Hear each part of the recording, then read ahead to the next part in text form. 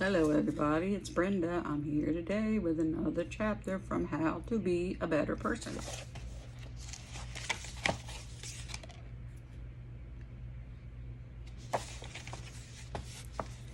Listen better. Good listening requires more than being quiet while the other person speaks. It takes focus, talking into what the other person is saying, interested in of researching your response, curiously asking follow-up questions to get a clearer understanding, and empathy, validating the emotions you hear the other person expressing. And it probably goes without saying, but you can use more reminders, putting down your phone or closing your computer down.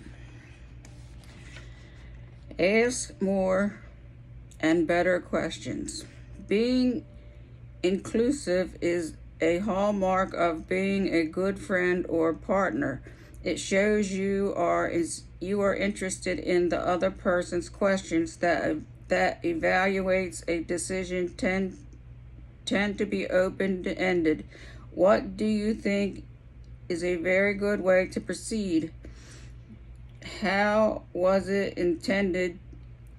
Did you have a good time? Non-judgmental. What happened? Interesting. Is there any other way to think about this? Ask before you offer advice.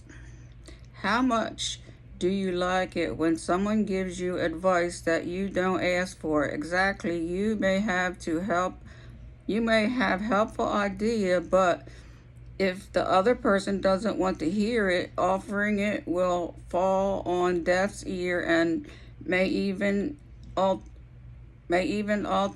you.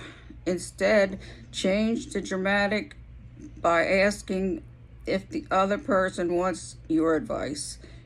I have an idea that I think might be helpful. Would be what they would like to hear. If the answer is yes, you have the other person's attention and buy in. If the answer is no, keep it to yourself.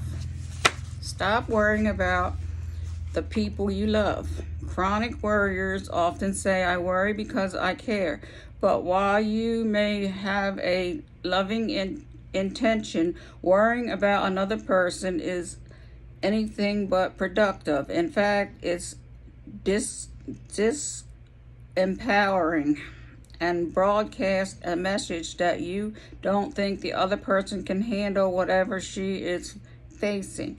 Whatever you express in words or simply with a demeanor, your worry is not helping. It may take all the strength you have, but challenge yourself to set it aside.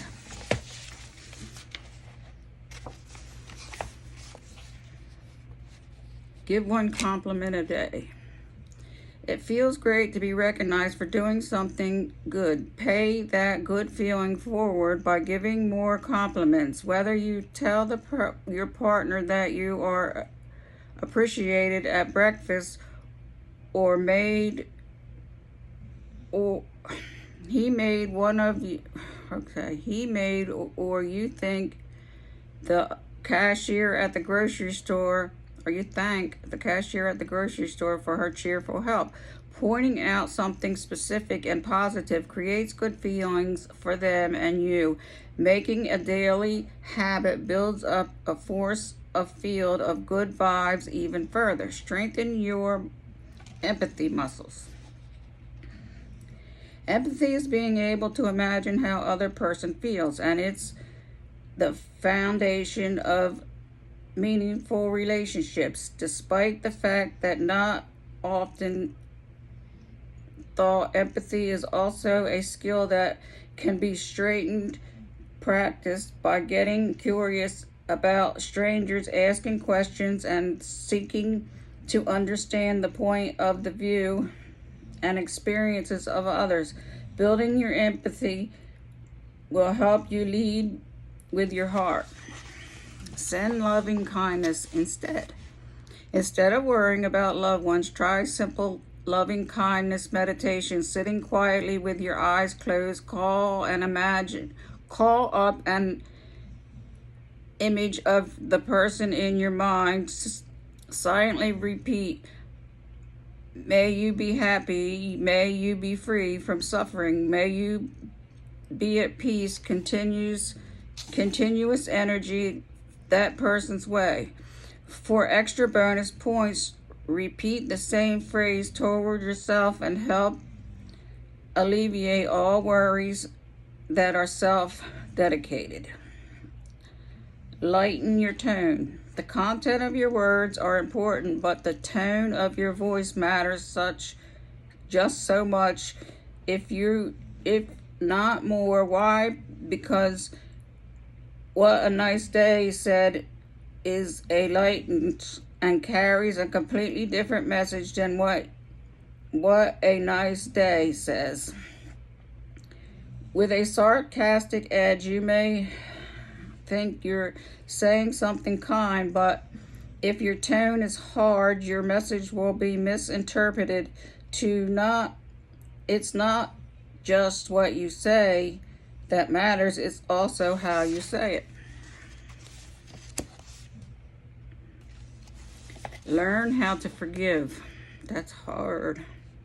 Forgiveness is critical for moving past difficult times, but if you just can't summon it, you may not be able to forgive the entire transgression, but maybe you can forgive the part of it that, no matter how tiny, it will help you unburden you of some of the hurt. To do the complete sentence, I forgive him or her for, and I hope to be able to forgive him or her for that day. Get better having difficult conversations. Bringing up touchy subjects can be scary, but having that tough conversation is actually a bonding opportunity. If you can present each other with the communication, start by interventing the other persons to participate, and then focus on relating your experiences, not what you think the other person is thinking. I'd like to talk about something. Do you have a few minutes? And when they agree to, and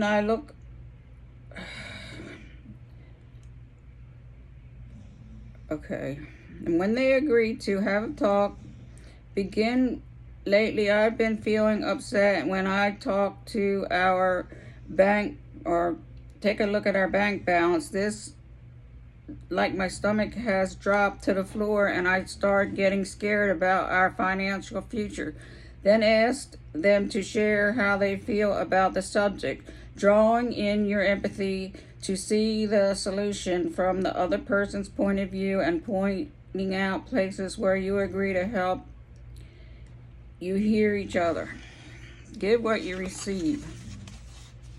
Let's say you're feeling unappreciated at home, and you could get upset and focus on all the ways you've been taken for granted. But then you'd be compounding the problem, instead trying to show more appreciation for yourself and for other people as well. It seems counteractive, but you got to give to get. You'll be surprised how much positive energy you get back when you send it out to others. Learn from your difficult conversations. After you've had that difficult conversations, congratulations. It's important to do a little postpartum analytics. How do you feel about it? How do you feel it went? How are you getting your points across? What do you wish happened differently? It will help you process and move forward. It will also help you prepare for the next tough conversation, because you are never done having them. Okay.